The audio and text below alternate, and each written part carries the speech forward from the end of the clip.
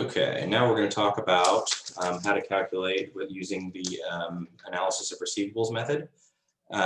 So first thing we need to learn is how to read an aging report. An aging report effectively just shows all of my accounts receivable, and it says how far past due they are. Remember, past due, the longer something is past due, the less likely we think it is that we're going to see it or receive it. So for that reason, we would estimate higher, the ones that are further, like over 365, that we're going to see less of that compared to things that are either not past due or hardly past due. So I recreated, except for I added some lines to the aging of accounts receivable schedule that you see in the book. These are just numbers that I made up, but they're numbers that I'll actually tie down and add to what they do in the book. So the only ones I give you, there's like a break in there. So basically this report would have all of their customers on it. It wouldn't just have the 4 that they're showing. And so these are the total numbers. So the total AR balance is $240,000. That is like everything. That is what is current. That is what is, past due. That is all of it. So they have 125 of that 240 is not past due, and then so on and so forth. 64,000 is 1 to 30 days past due. And understand that that's all past due. So 1 to 30 days past due. I'll put that up here so we know. I didn't do that. I didn't do that. Let's try that again. These are all past due. So I highlighted the ones the book actually shows, and then, like I said, just made these numbers up, but they do tie down everything correctly. So I have this aging report. And so effectively what I'm doing is I'm looking at these columns and saying, okay, every time I move over a column, it's less and less likely that I'm going to see that money, because the further out they are, the less likely it is that I'm going to receive payment for it. So, a year, the past due by a year, probably not ever going to see that, or really high likelihood I'm not going to see that.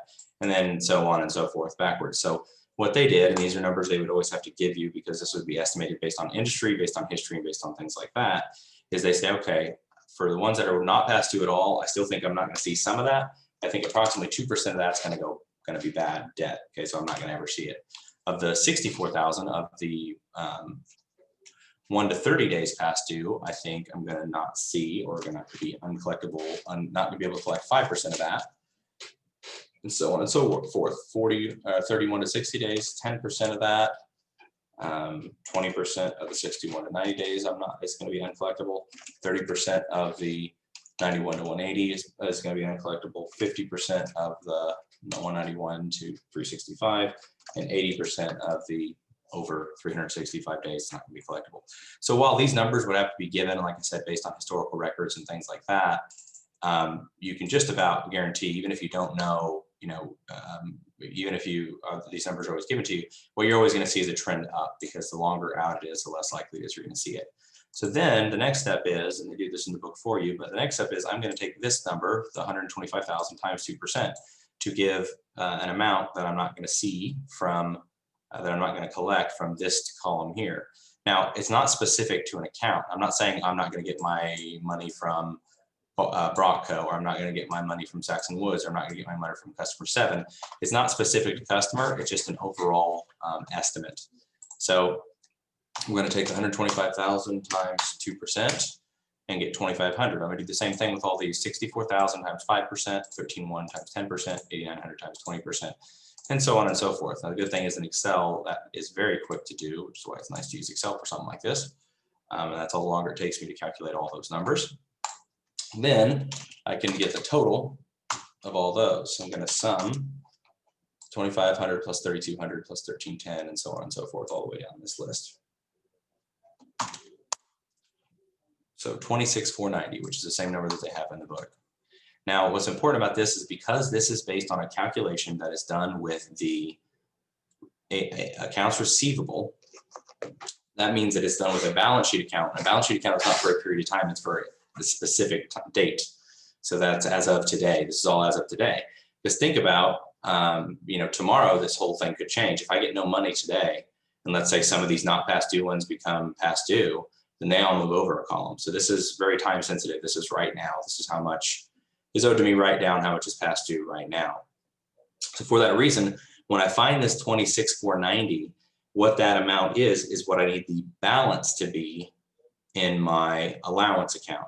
Okay, so it's not the amount that I adjust by, but I need the balance to end up being $26,490.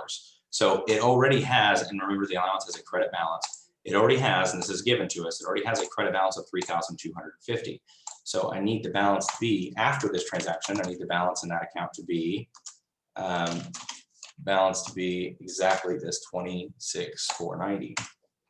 So now I can calculate what my adjustment needs to be by simply taking, the